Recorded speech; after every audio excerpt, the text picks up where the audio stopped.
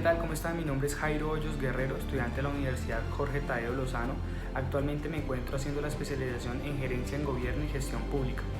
Hoy les estaré hablando un poco sobre el filósofo jurídico Carl Schmitt, nacido en Alemania en 1888 para luego fallecer en 1985.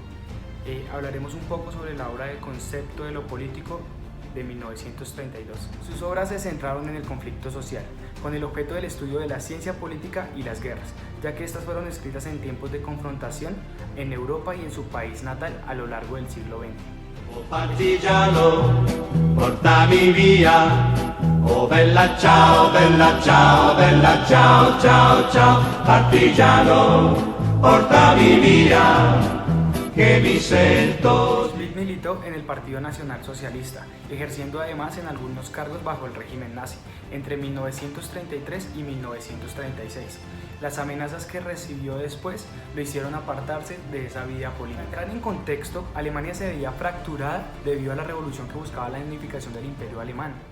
Para Schmitt, este suceso tendría repercusiones en el Estado dual, que pretendía ser monárquico y con representación parlamentaria planteada por la Constitución de Weimar de 1918. Por otro lado, Schmitt no estaba de acuerdo con el Estado liberal del siglo XIX. Alega que es un modelo irrealista que no es posible llevar a cabo por su naturaleza, la homogeneidad como principio y otras falencias que dejan evidencia al Estado liberal. El Estado y soberanía son la base de la guerra. Una forma de mostrar soberanía es desencadenando una guerra. Se pretende buscar un enemigo al que culpar de los males internos y externos de cada país, algo que se sigue evidenciando en la actualidad, por ejemplo, en nuestro país. La manera de hacer política no ha cambiado. Debe existir un culpable y este debe ser eliminado. Sin embargo, debe ser totalmente imposible su eliminación, ya que este problema debe perdurar en el tiempo. En un caso hipotético de finalizar este conflicto, también debería finalizar el problema. En el caso de Colombia ha perdurado una problemática de ideologías por más de 200 años, de extrema izquierda y de extrema derecha, teniendo a un país dividido y polarizado, viendo una guerra como costumbre histórica y con conflictos interminables. La guerra en Colombia además es un mal necesario para algunos y es su manera para controlar a las masas. ¡Pueblo! ¡Por vuestra victoria! ¡Pueblo! ¡Por la derrota de la oligarquía! ¡Pueblo! ¡Por vuestra victoria! Las posiciones ideológicas de las periferias políticas han desangrado nuestro país. Los gobos y cachiporros, por ejemplo, han marcado las diferencias en nuestra nación en principios y libertades, que aún se siguen evidenciando en partidos fragmentados que conservan sus ideales liberales tanto conservadores. Y además de esto, la búsqueda incansable de un conflicto internacional con Venezuela, con el consentimiento de los medios de comunicación para generar pánico e incertidumbre, con el fin de disuadir noticias relevantes con amenazas internas o externas, de acabar nuestro status quo. Hablando del país vecino, ellos también han aplicado la misma estrategia que nosotros, culpando a Colombia y Estados Unidos de sus problemas internos y buscando un conflicto como medida del fin a sus problemas. Eso no quiere decir que alguno de los dos países o los tres países tenga la razón, pueden que ambos la tengan, pero esto no se trata de quién la tenga o no la tenga.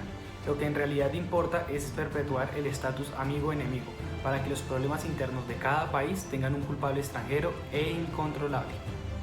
A lo largo de la historia hemos encontrado personajes que han utilizado estas estrategias de control de masas. Si el enemigo es invencible, el discurso también lo será. De acabar con el enemigo y continuar con el problema sería un problema gravísimo para el régimen que provoca el mismo terrorismo, para sus fines de continuar por siempre en el poder.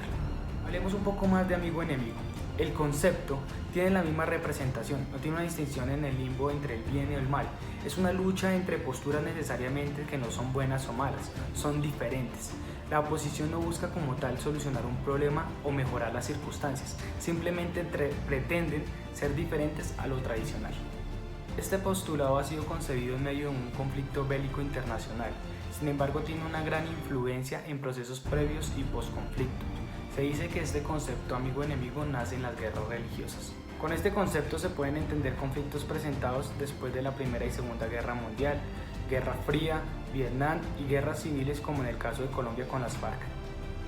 Para finalizar, el filósofo Agamben, en sus ponencias sobre el estado de excepción, dice que está mal visto optar por decisiones definitivas en última instancia para tomar medidas políticas en su estado normal. Mientras tanto, Schmitt decía que el soberano es aquel que decide sobre el estado de excepción.